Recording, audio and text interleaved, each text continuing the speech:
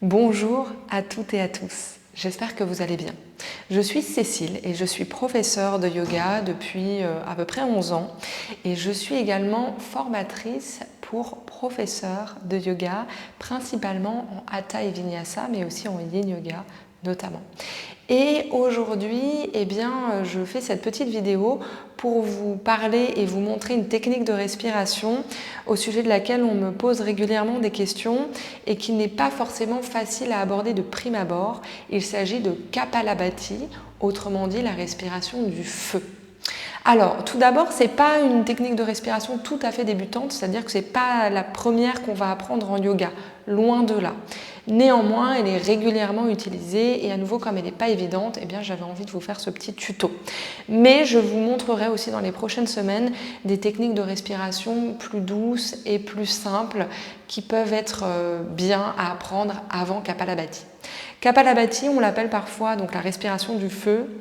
On l'appelle aussi la respiration qui fait briller le cortex frontal. Enfin, on ne l'appelle pas vraiment comme ça, mais c'est à peu près sa traduction. Et on considérait dans les temps anciens que c'était une respiration qui pouvait apporter de la clarté mentale. D'ailleurs, je crois qu'on le considère toujours. Mais c'est aussi un exercice abdominal assez puissant et c'est aussi une technique qui est très puissante pour la digestion. Et je voulais profiter pour vous parler de cette technique aujourd'hui parce que je viens de pratiquer ma pratique de yoga et que j'ai eu plutôt chaud et du coup je suis en brassière et du coup on voit mon ventre et du coup ça va me permettre de vous le montrer plus facilement. Donc pour Kapalabhati, l'idée ça va être en expirant de rentrer le ventre vers la colonne de façon assez soudaine.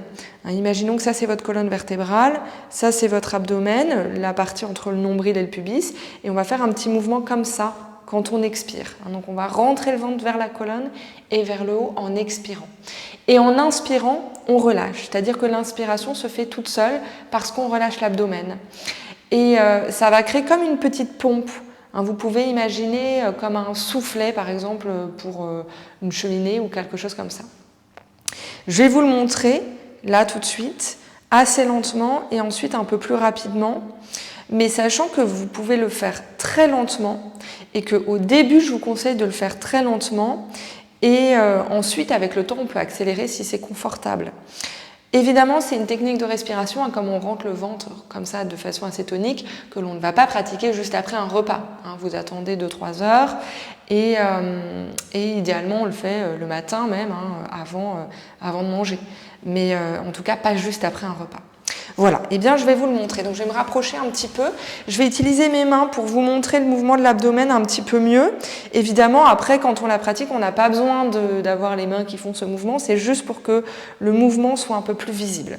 Ça va donner quelque chose comme ça. On inspire, on expire, on prend une demi-inspiration.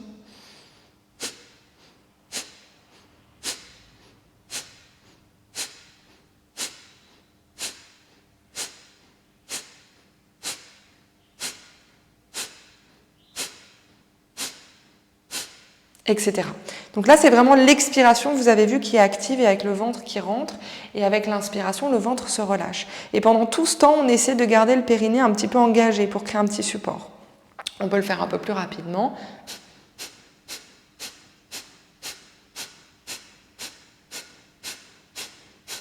Etc. Mais là aussi, ça n'a pas d'intérêt au début d'essayer de le faire très rapidement. En général, quand on va le faire très rapidement, on va soit se fatiguer très vite parce que, on va pas se laisser relâcher quand on inspire, ou alors ce qui peut se passer aussi, c'est que on inverse le mouvement, c'est-à-dire qu'on inspire en sortant le ventre, on inspire en rentrant le ventre et on expire en sortant le ventre. Ça arrive assez souvent au début. Donc il faut vraiment prendre le temps. Si vous vous rendez compte que vous avez fait l'inverse, de arrêter, vous reposer, on prend une inspiration pas trop pleine et on expire.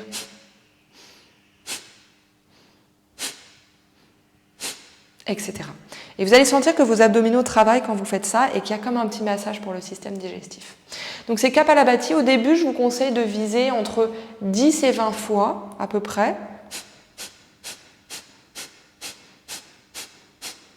Puis vous inspirez. Vous suspendez le souffle, vous remontez le périnée et vous expirez. Et vous pouvez refaire ça 3 fois. Et puis avec le temps, vous pouvez le faire entre 20 et 30 fois, 3 fois, et puis même un petit peu plus, pourquoi pas.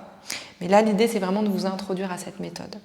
Voilà, c'est une technique de respiration que je trouve super vraiment pour les abdominaux, pour la digestion, pour se donner de l'énergie aussi. Moi, je la vis un peu comme un petit café, mais sans la caféine, donc ça, c'est top. Et je trouve aussi qu'elle apporte une certaine clarté mentale. Si vous le faites ça, donc vous pouvez faire 3 cycles. D'abord, on va dire entre 10 et 20 respirations, ensuite entre 20 et 30 et peut-être un peu plus. Et ensuite, vous prenez un petit temps d'observation de la respiration. Voilà, c'était une petite introduction à Kapalabhati. Je vous souhaite une très belle journée, une bonne pratique. N'hésitez pas à vous abonner à cette chaîne. N'hésitez pas à liker cette vidéo si vous aimez ce genre de contenu. Et on se revoit très vite pour d'autres petits tutos ou explications. À bientôt!